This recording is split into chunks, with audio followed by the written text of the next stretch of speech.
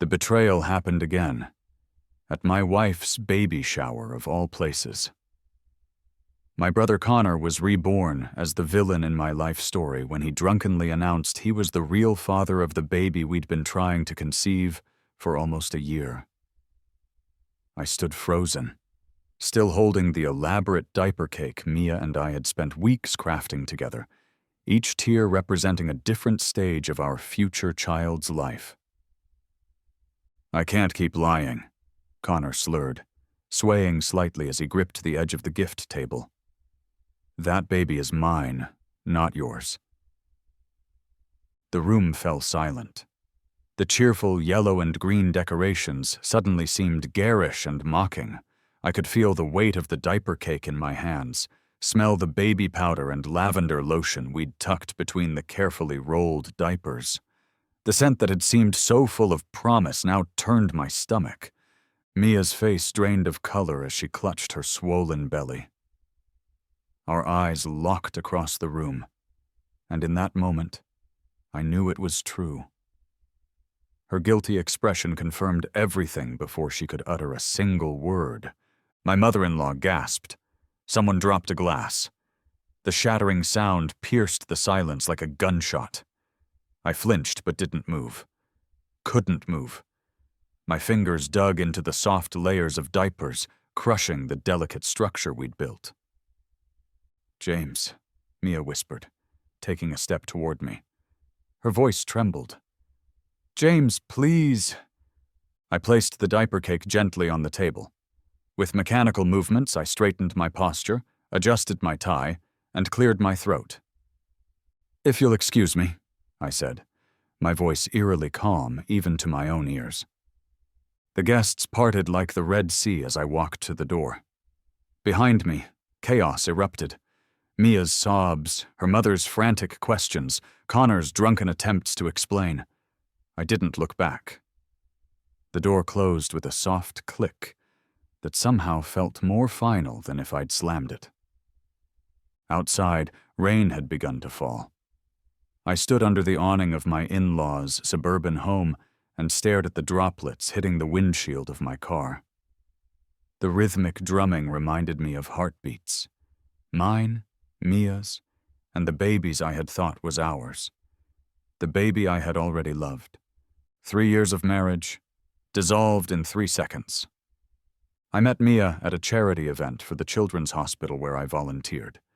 She was vibrant, laughing, her dark hair catching the light as she moved through the crowd. When our eyes met across the room, I felt a jolt of recognition, as if I'd been waiting for her without realizing it. "You look like someone who'd rather be anywhere else," she'd said, appearing at my side with 2 glasses of champagne. I took the offered drink, smiling despite myself. That obvious? Only to a fellow introvert pretending to enjoy small talk. She clinked her glass against mine. "I'm Mia." "James," I replied. "And for the record, I'm enjoying it now." 3 months later, I introduced her to my family. Connor had been particularly enthusiastic, pulling me aside after dinner. "She's incredible," he'd said, clapping me on the shoulder.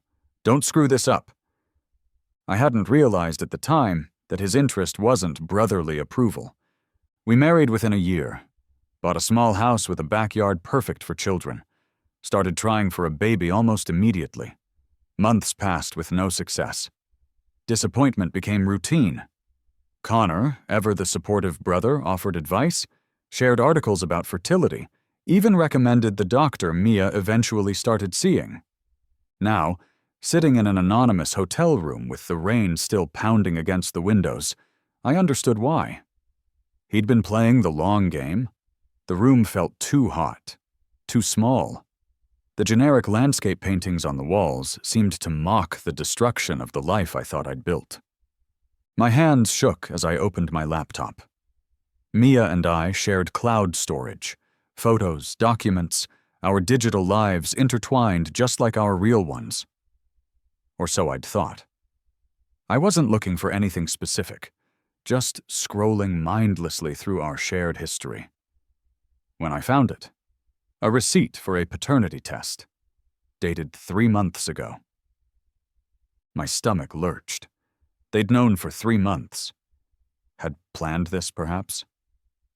My fingers trembled as I took screenshots of everything I could find, saving them to a private drive before Mia could delete the evidence. The betrayal wasn't just the affair, it was the calculated deception that followed.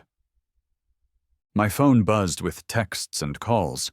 I silenced it without looking and lay back on the unfamiliar hotel bed, staring at the ceiling. The clock on the nightstand glowed 3:17 a.m. In a few hours, I would have to decide what to do next.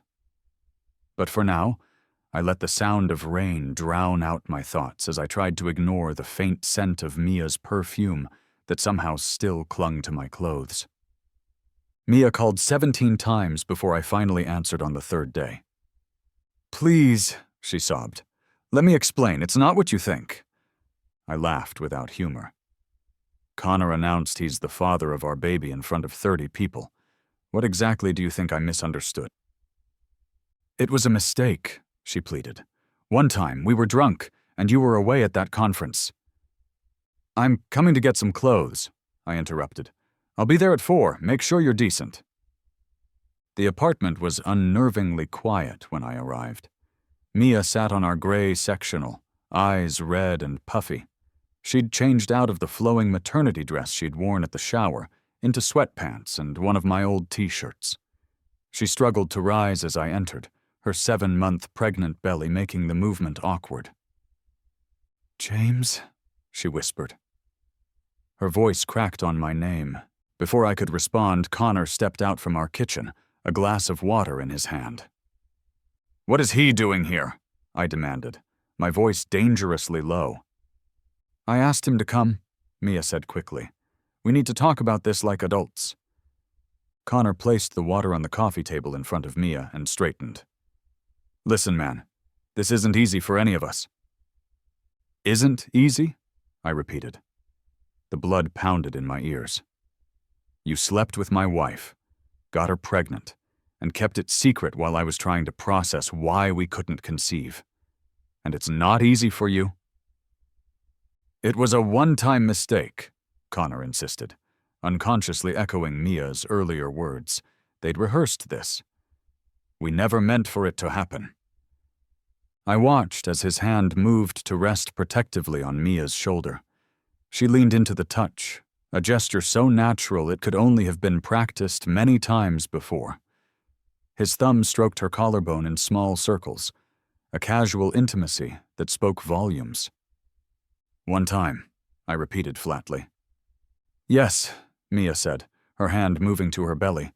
"We've been torturing ourselves with guilt." I nodded slowly, as if considering. And when was this one time? They exchanged glances. Another red flag. "The tech conference in Seattle," Mia said. 4 months ago?" I kept my face carefully neutral. "I see. And the baby is how far along?" 7 months, she said without thinking, then froze. I smiled thinly. "That's interesting math." Mia's eyes widened as she realized her mistake. Connor stepped forward. "Look, the timing isn't important." "It seems pretty important to me," I said quietly, "since it proves you're both lying." "Again?" I walked to our bedroom, ignoring their protests. I packed methodically, clothes, toiletries, the watch my grandmother had given me before she died. I left my wedding ring on the dresser. "James, please," Mia called from the doorway. "We can work through this. People make mistakes." I zipped my suitcase. "I'll have my lawyer contact you. In the meantime, I'd appreciate if you didn't drain our accounts." "Lawyer?" Her voice rose in panic. "You can't be serious. What about the baby?" "The baby," I said carefully, "is Connor's responsibility, as he so publicly declared." As I wheeled my suitcase past them, Connor reached out to grab my arm. "Don't be hasty. This affects all of us." I looked pointedly at his hand until he released me. Goodbye, Connor. I'd say it's been nice having you as a brother, but apparently you've been filling a different role entirely. The door closed behind me with a satisfying click. Back at the hotel, I ordered room service and opened my laptop again. This time I knew exactly what to look for. I had set up our cloud backup system myself, including the feature that archived deleted messages from synced devices. Mia had never been particularly tech-savvy. The bitter taste of betrayal flooded my mouth as I uncovered texts going back 8 months. Pet names, planning meetups when I was working late, discussing how to tell me about the baby. They had been debating whether to ever tell me the truth or just let me raise another man's child as my own. Every day, Mia sent apology gifts to the hotel. Watches, cologne, gift baskets, handwritten letters. They piled up, unopened. The hotel staff gave me pitying looks as they delivered each new offering. 3 days later, I met with Patricia Winters, the sharpest divorce attorney in the city. Her office smelled of leather and sandalwood, an oddly comforting combination. "In this state," she said after hearing my story, "we have alienation of affection laws. You could potentially sue your brother for damages." I raised an eyebrow. "That's actually possible?" She nodded, tapping her pen against her legal pad. "It's rarely pursued, but given the circumstances and the public nature of the revelation, you'd have a strong case." I considered this as I looked out her office window at the city below. People moved along the sidewalks, going about their normal lives. I wondered how many of them were also discovering their lives had been elaborate lies. "I'm not interested in a public spectacle," I said finally. "I just want what's fair." Patricia smiled. It wasn't a warm expression. "Let me handle that part. In the meantime, document everything. And I mean everything." When Mia called that evening to invite me to dinner with her parents to discuss things, I agreed readily. Too readily, perhaps. But she was too relieved to notice. The next day I visited a pawn shop downtown. The bell jingled cheerfully as I entered, a discordant sound given my errand. The place smelled of dust and old metal, with undertones of desperation. "What can I do for you?" asked the owner, an older man with reading glasses perched on his nose. I placed my wedding band and Mia's engagement ring on the counter. The 3-carat diamond caught the light, throwing prisms across the glass case. "How much?" I asked. He examined the rings, using a loupe to inspect the diamond. The small scale he used to weigh them made a soft clicking sound that echoed in my head for hours afterward. "15,000 for both," he finally said. "That's a quality stone." "I know," I replied. "I designed it for her." He looked up at me, perhaps hearing something in my voice. "You sure about this, son?" I nodded. "Very sure." The money went directly into a new account, one that would fund Patricia Winters' retainer and whatever else I might need for what was coming next. The family dinner was excruciating. Mia's parents had always treated me like a son, and their confused hurt was almost harder to bear than Mia's betrayal. Her mother had made her famous apple pie. The scent of cinnamon and buttery crust that once made my mouth water now turned my stomach. "We can put this unfortunate incident behind us," Mia's father said gruffly as we sat in their dining room. "Every marriage has rough patches." "Dad," Mia interjected, placing her hand over mine on the table. "James and I have decided to work things out ourselves." I turned my hand to squeeze hers, smiling tightly. Her eyes lit with hope. "That's wonderful," her mother exclaimed. "Family should stick together, especially with a baby coming." Connor, seated across from me, studied his plate. "I've agreed to step back," he muttered, "for the good of everyone." I nodded thoughtfully. It's the right choice. Later, as we walked to our separate cars, Mia caught my arm. "Thank you," she whispered. "I know this is hard, but we can get through it." "I need time," I said. brushing a strand of hair from her face in a gesture that once would have been loving. "But we'll talk soon."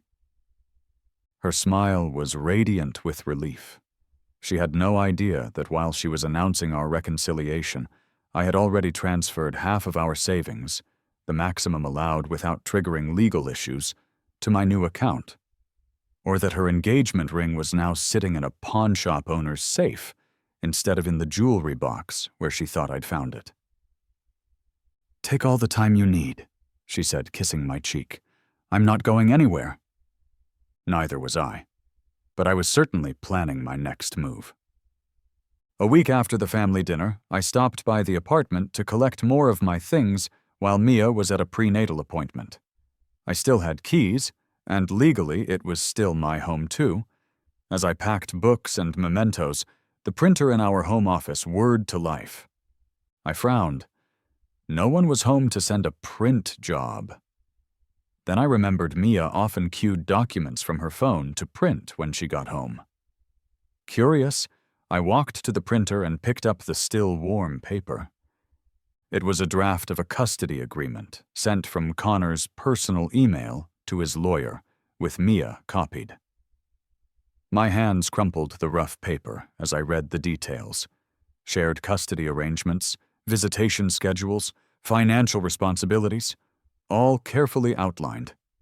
The document was dated 3 weeks before the baby shower reveal.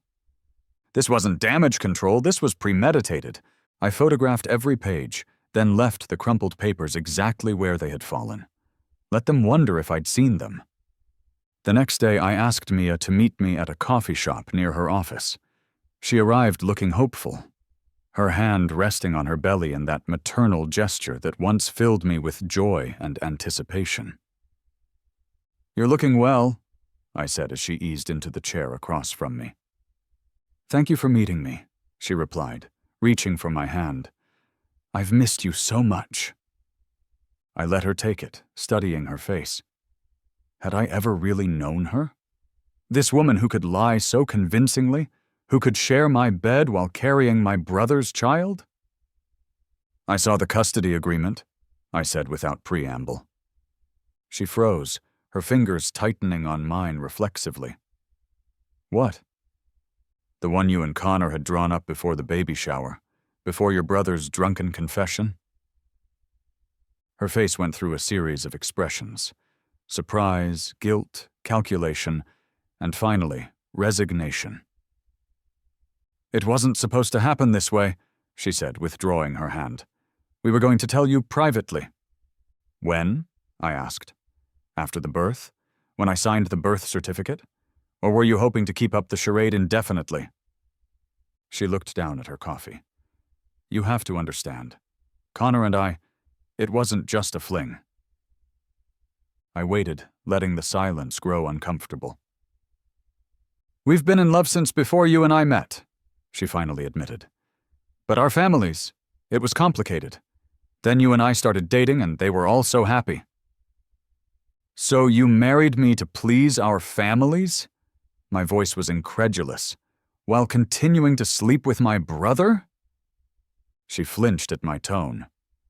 "No, I cared about you, James. I still do. I tried to make it work, but then I got pregnant." "How long?" I demanded. "How long were you sleeping with him during our marriage?" She bit her lip. It started again right before the wedding. The coffee shop suddenly seemed too bright, too loud.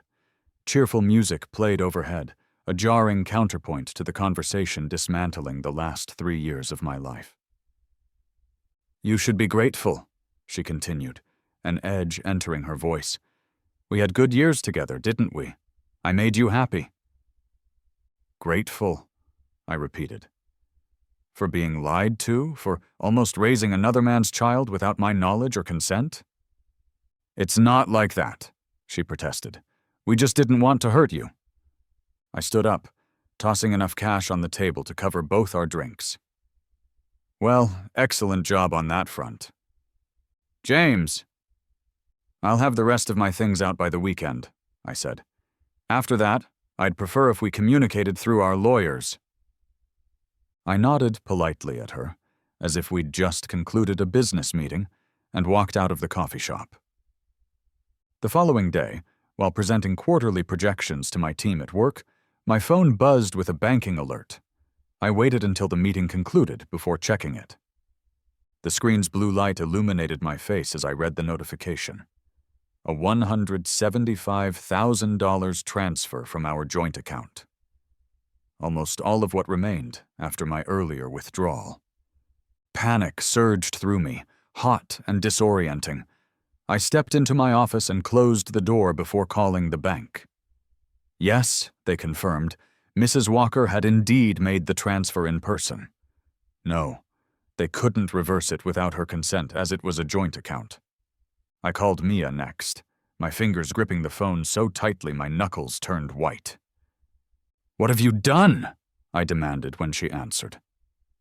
"I'm protecting my baby's future," she replied, her voice steady. "Our lawyer suggested I secure assets before you could hide them." "Our lawyer?"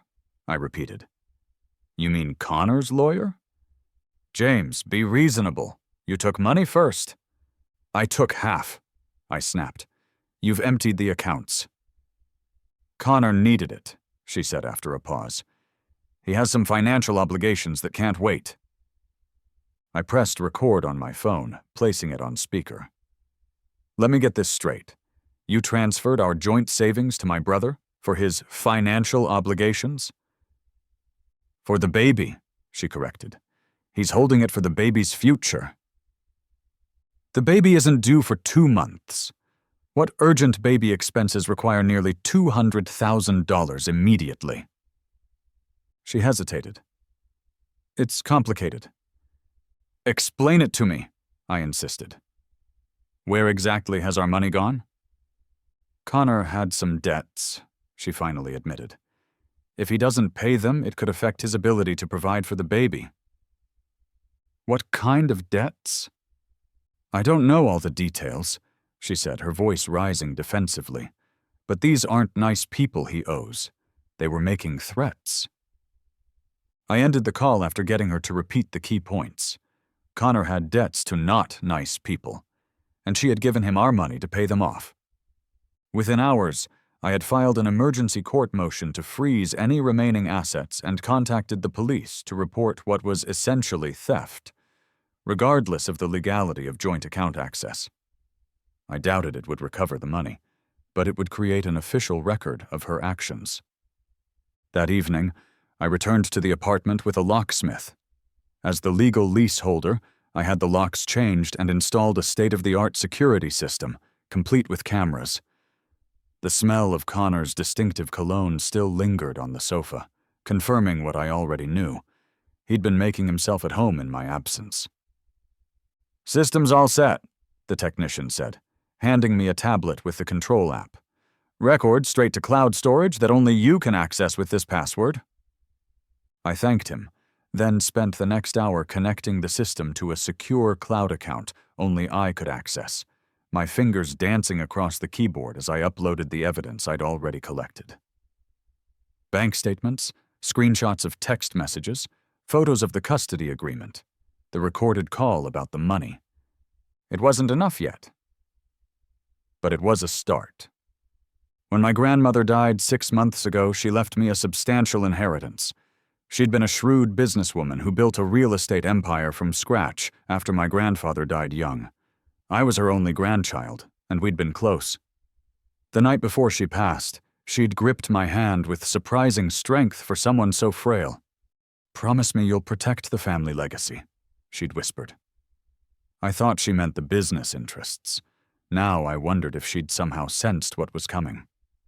The inheritance had been placed in a complex trust, with stipulations about its use that I hadn't fully explored. I'd been too busy supporting Mia's latest business venture, a boutique event planning service that consumed thousands in startup costs only to fold within months, just like her organic skincare line the year before, and the photography studio before that. I'd never complained. My career in investment banking had been steadily advancing, providing more than enough for us to live comfortably, while Mia found her passion. In reality, I'd been funding her time with Connor, creating opportunities for them to meet while I was working late to cover her failed business expenses. 3 days after changing the locks, I met with Samuel Green, the attorney who handled my grandmother's trust. His office was in one of the historic buildings downtown, all polished wood and brass fixtures. It smelled of lemon polish and old books. "I was wondering when you'd call," he said, adjusting his wire-rimmed glasses as he reviewed the documents spread across his desk. "Your grandmother was quite specific about certain contingencies." "Contingencies?" I repeated, my hands gripping the armrests of the leather chair. The cool fabric stuck slightly to my sweating palms. Samuel nodded, removing his glasses to clean them with a handkerchief. "Helen was perceptive. She had concerns about your marriage." I stared at him. "She never said anything to me." "She wouldn't have," he said, replacing his glasses. "But she did put safeguards in place. The primary trust fund, the one containing the bulk of your inheritance, includes a fidelity clause." "A what?" "If your spouse is proven unfaithful, or if a child you believed to be yours is proven not to be, they have no claim to the trust assets. Neither does the child." He tapped a document in front of him. "It's quite explicit." I sat back, processing this. "Did she suspect something specific?" Samuel shrugged. "She only said that Mia reminded her of someone who had hurt her once. She trusted your judgment but wanted to protect you just in case." On the way home from Samuel's office, I received a call from a private investigator I'd hired to look into Connor's financial obligations. We arranged to meet at a diner near my hotel. Marlene Kim was not what I expected. Middle-aged with a sensible bob and reading glasses hanging from a chain around her neck, she looked more like a librarian than a PI. But her reputation was stellar, particularly for financial investigations. "Your brother has a gambling problem," she said without preamble, sliding a folder across the booth to me. "And not the casual kind." I opened the folder to find spreadsheets detailing Connor's debts, along with photographs of him entering notorious gambling establishments and meeting with men whose faces had been circled in red. "Who are these people?" I asked, tapping one of the photos. Marlene sipped her coffee. The rich aroma grounded me as I tried to process what I was seeing. "That's Vincent Rossi. He runs a loan operation that caters to desperate gamblers. His interest rates start at 30% and go up from there." I flipped through more photos. Connor looking anxious. Connor handing over an envelope. Connor getting into a car with tinted windows. "How much does he owe?" "According to my sources, about $230,000. She raised an eyebrow. "Did your wife happen to transfer a large sum recently?" I nodded, my suspicions confirmed. "Almost $175,000. That might buy him some time, but it won't clear the debt." She stirred her coffee thoughtfully. "These aren't people who negotiate payment plans." The implications sank in slowly. Connor hadn't just betrayed me by sleeping with Mia. He was using the baby, using Mia, to access money. First our savings, and ultimately, he hoped, my inheritance. "There's more," Marlene continued, pulling another folder from her bag. "I did some digging into their communications, as you requested. This folder contained printouts of emails and text messages between Mia and Connor going back over a year. Plans for her to get pregnant. Discussions about how to ensure I would accept the child as mine. Strategies for accessing the trust fund once the baby was born." "They've been planning this for months," I said, feeling strangely calm as the pieces fell into place. "Using the baby to get to my grandmother's money." Marlene nodded. "It appears so." I closed the folders, my mind racing. "Thank you. This is illuminating." "What will you do now?" she asked. I considered the question as I paid the bill. "I'm not entirely sure yet, but I'll need to move quickly." Back at the hotel, I spread the folder's contents across the bed. The evidence was overwhelming. What had started as a personal betrayal had evolved into something far more calculated. A conspiracy to use me, use my child, or what I thought was my child, and ultimately steal my inheritance. The rage I expected didn't come. Instead, I felt a strange, detached calm. My hands trembled once, then steadied as I began organizing the documents methodically. In the spare room of my hotel suite, I unpacked the baby shower gifts I'd collected before leaving the apartment. The diaper cake, now slightly crushed, stood on the dresser. I arranged the tiny clothes, stuffed animals, and baby books in neat rows. What had been intended as a celebration of new life now served as a reminder of elaborate deception. But it would serve another purpose soon. As I worked, a plan began to form. Not a confrontation, but something more. Comprehensive. If they wanted a spectacle, I would give them one they wouldn't forget.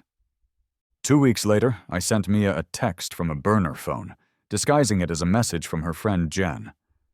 "Heard about the surprise baby shower James is planning to make amends. Don't tell him I told you." I included enough specific details about mutual friends to make it believable. Mia called me within the hour, her voice cautiously optimistic. "James? Jen mentioned something about you planning a shower?" I feigned surprise, then resignation. It was supposed to be a surprise. I've been doing a lot of thinking and, well, regardless of everything else, there's a baby coming. I thought we could try to handle this maturely. Really? The hope in her voice was palpable. I've been so worried about how this would affect the baby. "I've reserved the private room at Bellamy's for next Saturday," I said, naming an upscale restaurant downtown. "Just close friends and family, a fresh start of sorts." "That sounds wonderful," she said. "I've missed you so much, James." "I've missed you too," I lied smoothly. "Perhaps after the shower, we could talk privately?" By that evening, Mia had shared the news with all our friends and family. Excited texts poured in. Everyone loved a reconciliation story, especially with a baby involved. I responded graciously to each one, playing the role of the forgiving husband.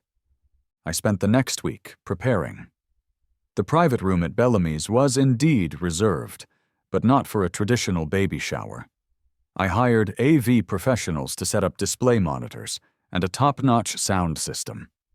Ordered lavish catering, arranged for flowers, lilies, Mia's favorite, their heavy scent filling the space. On Saturday morning, I arrived early to oversee the final preparations. The room looked perfect. Elegant table settings, tastefully wrapped gift boxes, empty but they completed the illusion, and strategically placed screens that would initially display baby-themed animations. Guests began arriving at noon. Mia's parents beaming with relief at our apparent reconciliation. Our friends, slightly awkward but supportive. Connor, looking nervous but putting on a brave face, arrived last. He shook my hand firmly, holding my gaze. "Good to see you, man," he said. "This means a lot." I smiled, clapping him on the shoulder perhaps a bit too hard. "Wouldn't miss it."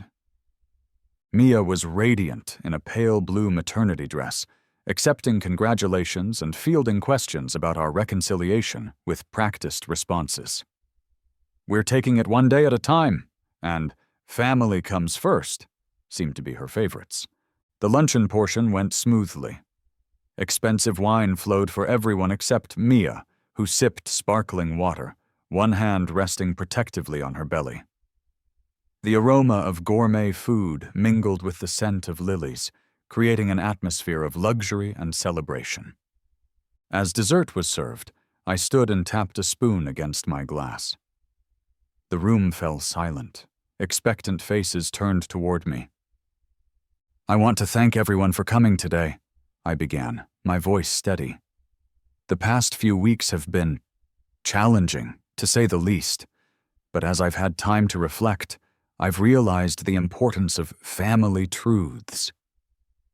Mia smiled up at me, her eyes glistening with tears of relief and happiness. Family truths, I continued, are the foundation of trust. Without truth, there can be no real family. I nodded to the AV technician in the corner, who pressed a button on his tablet. The screens around the room flickered to life, no longer displaying cute baby animations, but instead showing a mosaic of text messages between Mia and Connor. "What is this?" Mia's mother asked, squinting at the nearest screen. I smiled gently. "This is the truth, Diane. The whole truth." The room grew deadly quiet as people began to read the messages. Explicit exchanges, plans to meet while I was working late, discussions about the baby, their baby. "James, stop this!" Mia hissed, her face flushing red. "This is cruel." "Cruel?" I echoed. "Like planning to pass another man's child off as mine?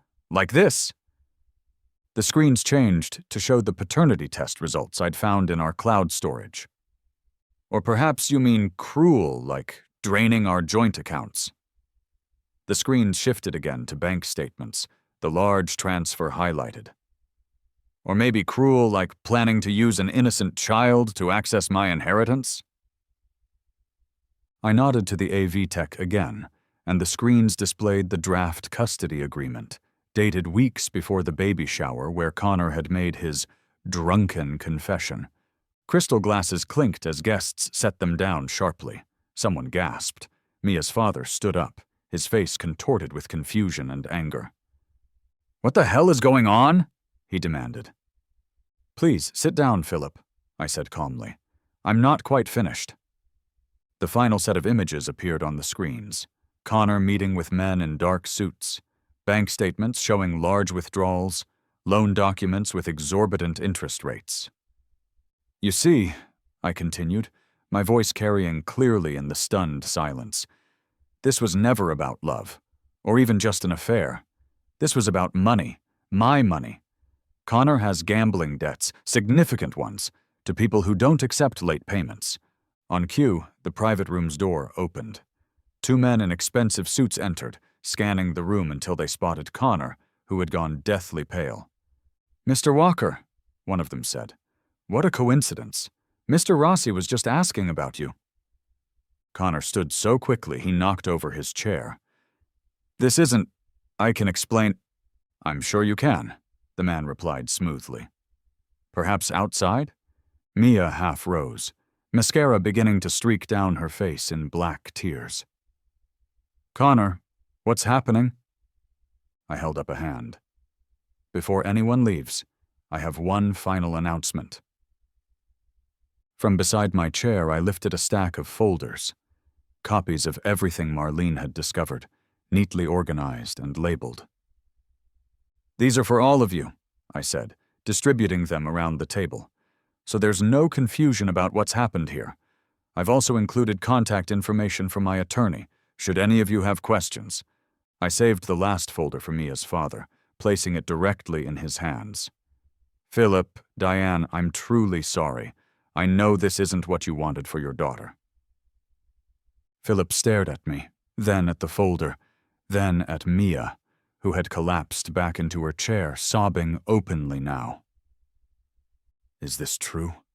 he asked her, his voice cracking. "All of it?" She couldn't answer, could only cover her face with her hands. Connor was backing toward the door, the 2 men from Rossi's organization flanking him. "James, you don't understand. They'll kill me."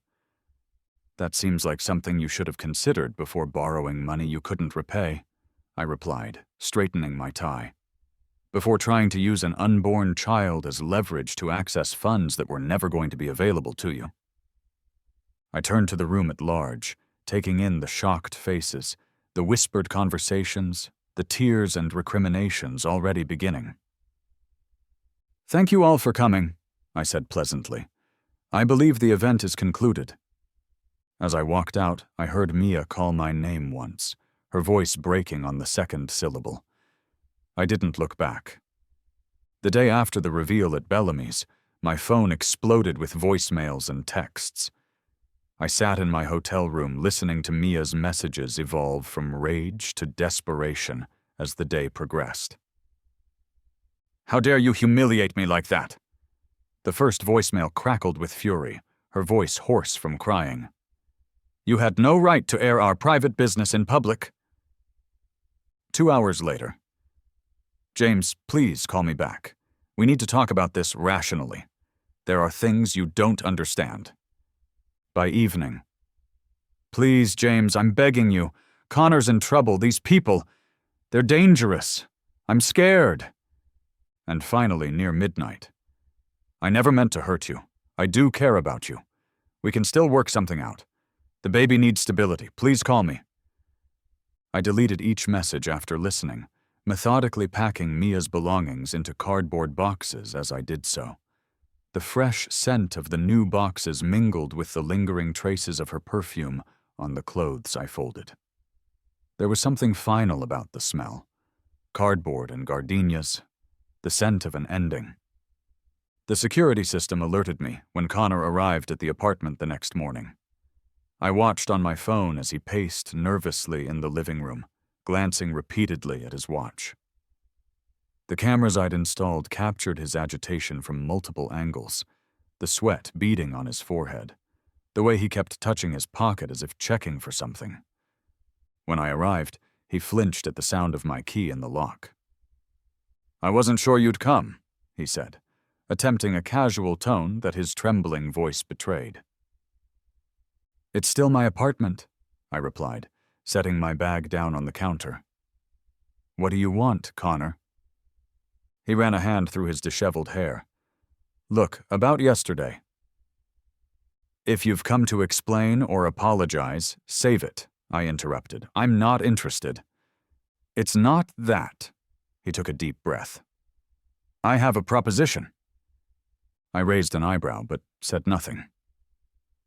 "I'll disappear," he said, the words tumbling out in a rush, "from the baby's life, completely. Sign away all parental rights. You can raise it as yours, like we originally planned." "In exchange for what?" "Help with my situation." He licked his lips nervously. "The money Mia gave me wasn't enough. Rossi's people are giving me 3 days to pay the rest." I studied him. This man I'd grown up with, who I'd thought I knew. His face was haggard, eyes bloodshot. The confident, charismatic brother I remembered had been replaced by someone desperate and cornered. "Let me get this straight," I said slowly. "You want me to pay off your gambling debts so you can walk away from your responsibilities?" "Again?" "I'm trying to do what's best for everyone," he insisted, sweat visibly beading on his forehead. "The baby would have a stable home with you. Mia would have security. I'd be out of the picture. Isn't that what you want?" "What I wanted was a faithful wife and a brother I could trust," I replied. "Since that's clearly impossible, what I want now is to be free of both of you." "You don't understand," he said, desperation edging into his voice. "These people, they don't just take your money. They take everything. If I don't pay—" "That sounds like a personal problem," I interrupted. "One you created yourself." "James, please, we're still brothers." I looked at him for a long moment. "Are we? Because brothers don't sleep with each other's wives for years. They don't conspire to defraud each other. They don't try to use an innocent child as leverage for financial gain." "I made mistakes," he admitted, his voice breaking. "Terrible ones. But I'm asking for your help one last time." "No," I said simply. "Now please leave before I call those men from yesterday and tell them exactly where to find you." His face drained of color. "You wouldn't—" "3 years ago? No, I wouldn't have. But you've taught me a valuable lesson about family loyalty, Connor. I'm a quick study." After he left, I continued packing Mia's things, working methodically through closets and drawers. The apartment felt different now.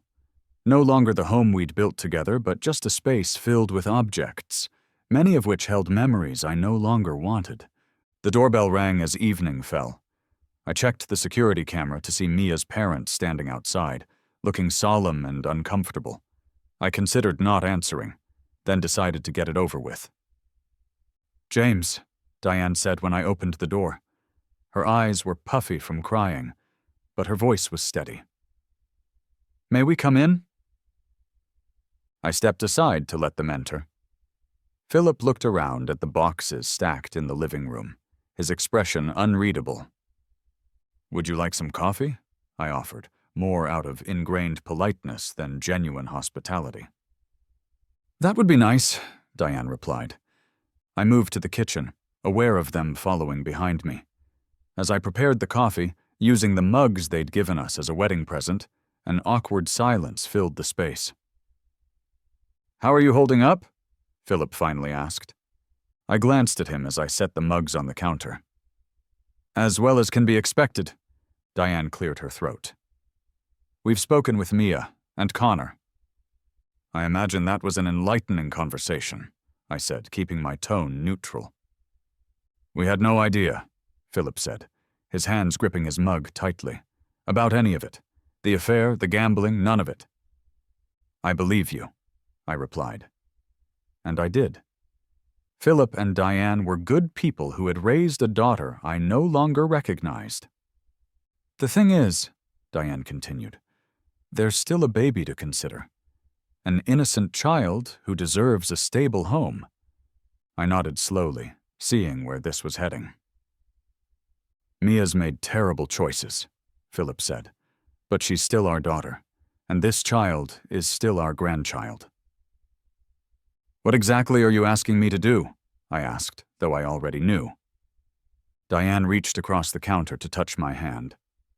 "Consider forgiving her, for the baby's sake. Family should stick together, especially in difficult times." I gently withdrew my hand. "Diane, Philip, I respect you both. I always have. But what you're asking isn't possible." "You were willing to raise this child before you knew," Philip argued. "The baby hasn't changed."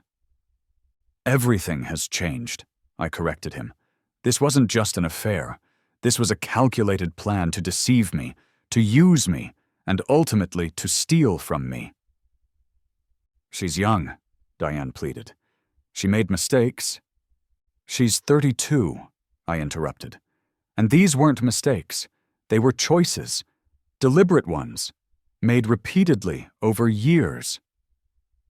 I walked to the dining table where I'd placed a manila envelope and brought it back to the counter. "These are divorce papers," I said, setting them down. "I'd appreciate if you'd give them to Mia. My attorney has already contacted hers, but I thought a personal delivery might be better." Philip stared at the envelope, but didn't touch it. "So, that's it? 3 years of marriage just over?" "The marriage ended long before I knew about it," I replied. "I'm just making it official." They didn't stay much longer. As they left, Diane turned back with tears in her eyes. "We always thought of you as a son." "I know," I said softly. "I'm sorry it turned out this way." 3 days later, Mia herself appeared at the door. I'd been expecting her. The security system had shown her sitting in her car outside for nearly an hour before she finally worked up the courage to approach. When I opened the door, I barely recognized her. Her face was gaunt, dark circles under her red-rimmed eyes. She wore a shapeless dress that made her pregnant belly seem even more pronounced. "Can I come in?" she asked, her voice small. I stepped aside wordlessly, allowing her to enter. She moved slowly to the living room, taking in the half-packed boxes and bare walls where our photos had once hung. "You're really going through with it," she said, more statement than question. "The divorce? Yes." She nodded, sinking onto the edge of the sofa. In her hands, she clutched what looked like a baby blanket, pale yellow, half-finished. "I started knitting this when I found out I was pregnant," she said, fingers tracing the uneven stitches. I thought it would be a fresh start for us." For who exactly? I asked. You and me? Or you and Connor? She flinched. It wasn't supposed to be like this. How was it supposed to be, Mia? Explain it to me. I did love you, she insisted, tears beginning to fall. I still do, it was just complicated. Love isn't complicated, I replied. Betrayal is complicated, lies are complicated, love is actually pretty straightforward. She looked up at me, desperation in her eyes. Connor's gone. Gone? He disappeared 2 days ago, his phone's disconnected. He cleared out his apartment. She twisted the blanket in her hands. He took the money, what was left of it, and ran. I wasn't surprised. Connor had always been good at avoiding consequences. I'm sorry to hear that, I said, meaning it. Despite everything, I didn't wish harm on either of them. I have nothing now, she whispered. No money. Connor's gone. My parents are barely speaking to me. Most of our friends... She trailed off, choking back a sob. I waited, knowing there was more. It was my idea, she finally admitted, the words tumbling out between sobs. Not Connor's. The whole plan. I knew about his gambling, about your inheritance. I thought we could... You thought you could use me, I finished for her. Use the baby. She nodded miserably, unable to meet my eyes. And now you've come to ask for my help, I continued. My forgiveness, maybe even reconciliation. Please, she begged, sliding from the sofa to her knees, still clutching the unfinished blanket. I know I don't deserve it, but I don't know what else to do. Where else to go? I looked down at her. This woman I had once loved beyond reason. In another life, I might have helped her, might have found a way to forgive. But that man was gone, replaced by someone who had learned the hard way about trust and betrayal. No, I said, the word quiet but final. Her head snapped up, eyes wide with disbelief. What? No, I repeated. I won't help you, I won't forgive you, and I certainly won't take you back. But the baby is not my responsibility, I finished firmly. You and Connor made your choices. Now you have to live with them. She stared at me, tears streaming down her face. What am I supposed to do? That's not my concern anymore, I said, moving to the door and opening it. Goodbye, Mia. She struggled to her feet, one hand on her belly. You can't just throw me out. Where am I supposed to go? Your parents will take you in, I replied. They love you, despite everything. That's what parents do. She stood there for a long moment, perhaps waiting for me to change my mind. When I didn't, she walked slowly to the door, pausing as she passed me. I never thought you could be this cruel, she whispered. I never thought you could be this deceitful, I countered. I guess we've both learned something about each other. The door closed behind her with a soft click. Through the security camera, I watched her walk to her car, shoulders shaking with sobs. I felt no satisfaction in her pain, no vindication in her suffering. Just a profound weariness and the certainty that I had done what was necessary. As her car pulled away, I returned to packing, closing another chapter of a story I had never wanted to be part of. 6 months later, I stood in the children's ward of St. Michael's Hospital, carefully arranging diapers into tiers. The familiar motions were therapeutic. Roll, fold, secure with a ribbon.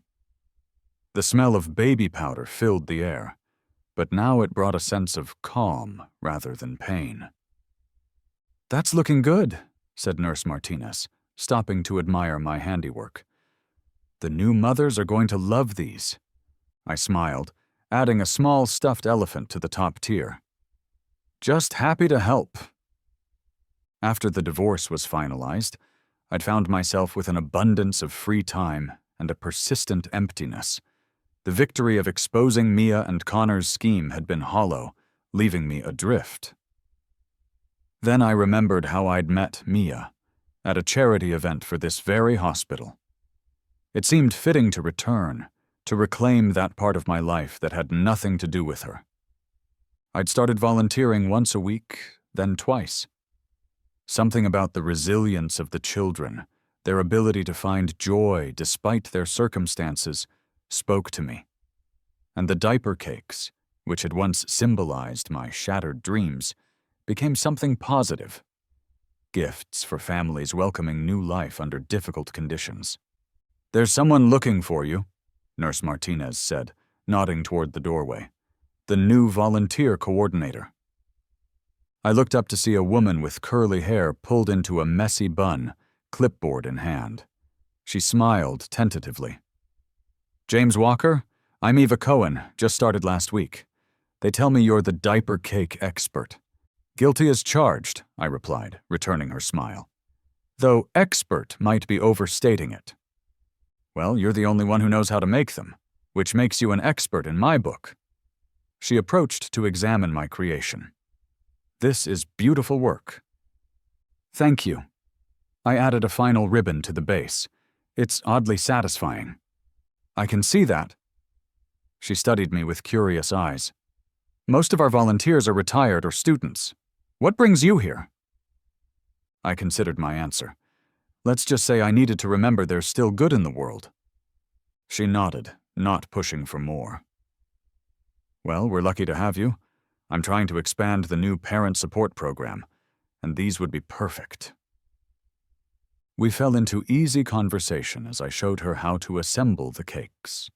Her hands were nimble, picking up the technique quickly. There was something calming about her presence, a steadiness I hadn't realized I'd been missing. Later that week, a notification popped up on my phone. Connor had been arrested for fraud and embezzlement in Arizona, where he'd apparently fled after disappearing. The article mentioned outstanding gambling debts and charges in multiple states. I deleted the notification without opening it. I'd heard through mutual friends that Mia had given birth to a boy. She'd moved back in with her parents and was trying to rebuild her life, posting carefully curated glimpses on social media as if crafting a redemption narrative. I'd unfollowed her accounts months ago, but occasionally news filtered through our remaining shared connections. None of it stirred anything in me anymore. The anger had burned itself out, leaving not emptiness but space. Room for new experiences, new connections, new priorities. The following week, a letter arrived from Samuel Green's office. The trust funds from my grandmother's estate had been officially redirected according to my instructions. With Connor and Mia's scheme exposed and documented, the fidelity clause had been triggered. Instead of being held for a child that wasn't mine, the bulk of the funds would now support a children's charity I'd established, focused on supporting young patients and their families. I signed the final papers in my grandmother's old study, which I'd recreated in my new apartment. The rich smell of wood polish and old books surrounded me, bringing memories of her wisdom and foresight. She'd protected me even after she was gone. "The family legacy is secure," I murmured, running my fingers over her photograph on the desk, though perhaps not in the way you expected. As spring turned to summer, I found myself spending more time with Eva from the hospital. What began as collaborative work on the parent support program evolved into coffee after volunteer shifts, then dinners, then weekend hikes. She had a straightforward nature I appreciated. No games, no hidden agendas, just genuine interest and surprising wit. "You know," she said one evening as we walked along the riverfront, "when we first met, I thought you seemed sad. Not obviously, but there was something in your eyes." I glanced at her, surprised by her perception. "I was coming out of a difficult time." She nodded. "I figured, but that's not who you are now." "No?" "No." She smiled, bumping her shoulder against mine. "Now you're just James, Who makes ridiculous diaper cakes and tells terrible jokes to make the kids laugh? Who remembers everyone's coffee order and brings extra when it's been a rough day on the ward? I laughed, feeling lighter than I had in years. That doesn't sound too bad. It's not, she agreed. It's actually pretty great. We found a small cafe overlooking the water, claiming a table on the patio. The evening was warm, filled with the sounds of people enjoying the summer night. As we waited for our order, a family with a baby took the table next to ours. The infant, no more than a few months old, fussed in his mother's arms. "Someone's having a rough day," Ava commented sympathetically. The mother smiled tiredly. "Teething, we think. Nothing seems to help." As if to emphasize the point, the baby let out a wail, then dropped the small toy he'd been gumming. It rolled under our table, coming to rest at my feet. Without hesitation, I picked it up, wiping it on my napkin before handing it back to the frazzled mother. The baby, momentarily distracted by my movement, stopped crying to stare at me with wide, curious eyes. "Thank you," the mother said gratefully. "He's been attached to that thing all day." I smiled at the baby, who grabbed the toy and immediately put it back in his mouth, no problem. Ava watched me with a thoughtful expression as the family gathered their things to leave, the baby now contentedly chewing his recovered treasure. "What?" I asked, noticing her gaze. "Nothing," she said, smiling. "Just noticing how natural you are with kids. Most men would have awkwardly looked away and pretended not to notice the crying baby." I shrugged. Kids are easier than adults. They don't pretend to be something they're not. Our food arrived, and the conversation moved on to other topics. A new exhibit at the art museum, plans for the hospital's fundraising gala, a book we'd both recently read. Simple, normal things that had nothing to do with betrayal or revenge or lost dreams. As the evening progressed, I realized I was truly enjoying myself, without the shadow of the past hanging over me. The pain hadn't disappeared. There would always be scars. But it no longer defined me. Walking Ava to her apartment later, our hands brushed, then linked. The simple contact felt right, unforced. At her door, she turned to face me. "I had a really nice time tonight." "So did I replied, meaning it completely. "Would you like to do it again? Maybe without discussing hospital budgets and volunteer schedules?" The teasing light in her eyes held a hint of vulnerability. "I'd like that very much." Her smile widened. "Good." As I walked home beneath a star-filled sky, I reflected on the journey of the past year. I had lost what I thought was my future, discovered truths I'd never wanted to face, and found strength I hadn't known I possessed. The revenge I'd executed had been coldly satisfying in the moment, but it wasn't what had healed me. That had come later, through the small, daily choices to move forward, to help others, to remain open to new possibilities even after betrayal. I passed a young couple walking with a stroller, the new father's protective hand on his partner's back as she leaned down to adjust their baby's blanket. Once, such a sight would have been a knife twist of what might have been. Now, I simply nodded as we passed, wishing them well in my thoughts. My phone vibrated with a text from Ava. "Thanks for tonight. Looking forward to next time. Ix." I smiled, typing back a reply before slipping the phone back in my pocket and continuing home. My steps lighter than they had been in a long, long time.